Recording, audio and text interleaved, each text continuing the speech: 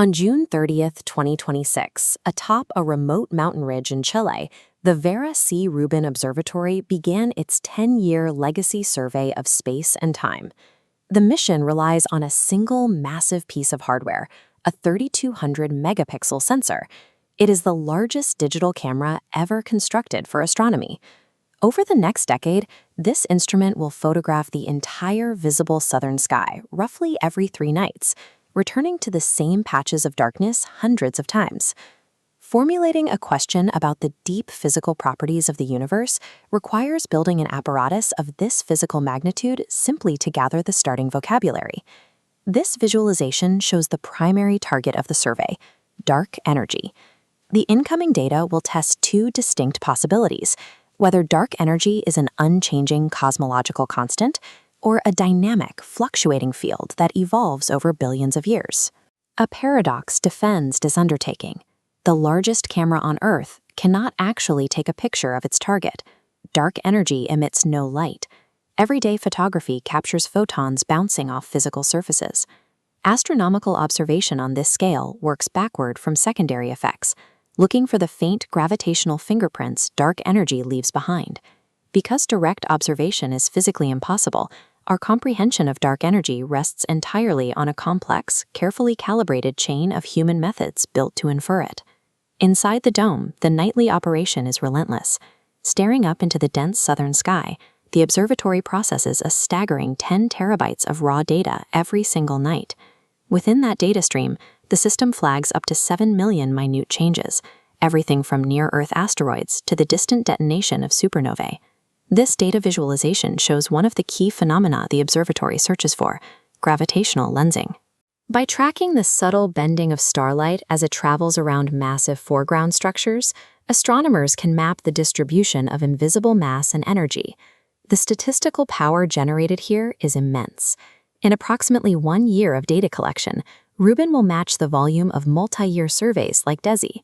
This flood of information provides the raw material from which a final answer will eventually be built.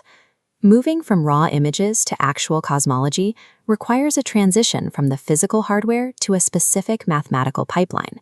Dark energy is reconstructed through this chain: 1 camera configuration, 1 set of data filters, and 1 algorithmic process resulting in a final output graph.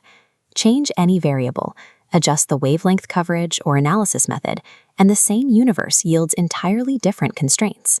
Reconstructing the universe's deepest properties differs from reading a dial. The methodology itself dictates the shape of what becomes visible. This epistemic reality aligns with the core architecture of the ODTOE theory, the premise that what constitutes a stable, shared fact always depends on the frame of the observer. The physical universe proceeds on its own. It evolves completely independent of human observation or the moment a telescope switches on.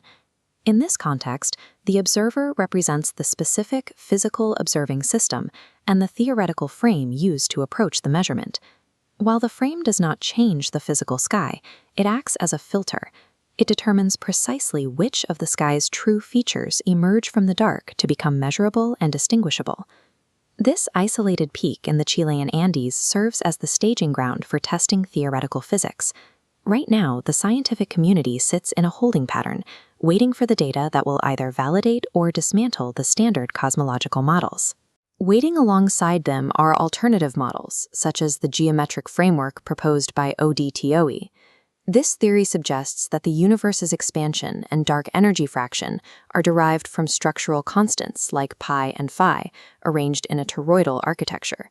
While these quantitative proposals have been checked against existing data, they represent a distinct architectural departure. They propose a universe where the observed dark energy fraction of roughly 68.86% is a mathematical necessity. The mere activation of the Rubin Observatory does not immediately confirm or refute either approach. What it does provide, over the next decade, is a high-precision statistical arena. Every candidate model will eventually have to enter this arena and prove its worth strictly by matching the numbers. It is a structural paradox of science that the expansion rate of the entire universe can only be captured through a highly specific, subjective human method. The deepest properties of reality are inexhaustible. They only come into focus when the instruments and methods we build to frame them finally reach their full sharpness.